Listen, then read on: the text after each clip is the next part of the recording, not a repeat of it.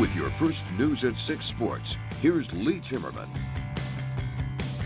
Well, the Bismarck boys play 4 non-conference basketball games before the WDA schedule starts. Tonight, the Demons are in Fargo to play Davies, and tomorrow it's against Red River in Grand Forks. If you have watched BHS in recent years, you know the goal is to play as fast as it can. It also means the majority of the roster better be able to take a turn on the floor, and for the guys coming off of football, there's a conditioning factor that must take place.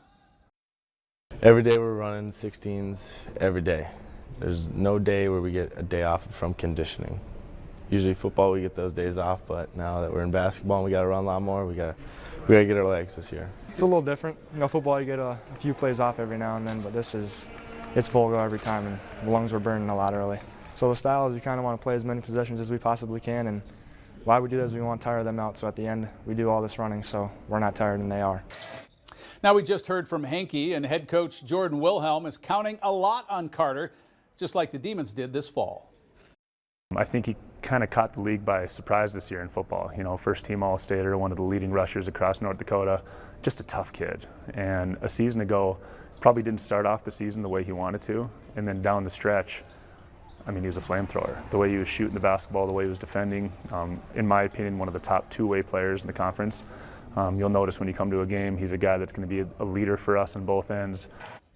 The Demons split last week to open the season, beating West Fargo but losing to Cheyenne. We're expecting highlights from Davies on First News at 10. Well, the University of Mary hockey team takes its number 6 ranking into the final series of a 6-game road trip.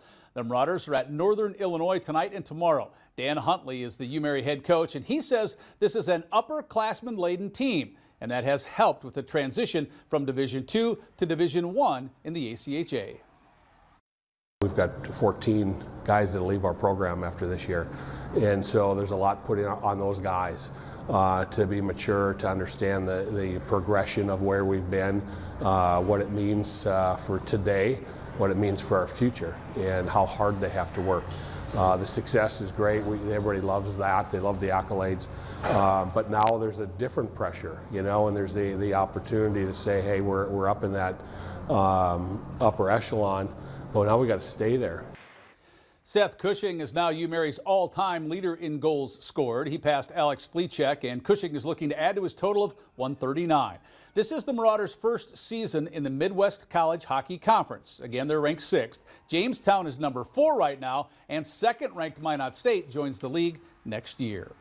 The Bison women played Drake in Des Moines this afternoon. The Bulldogs prevailed in that game 77-66.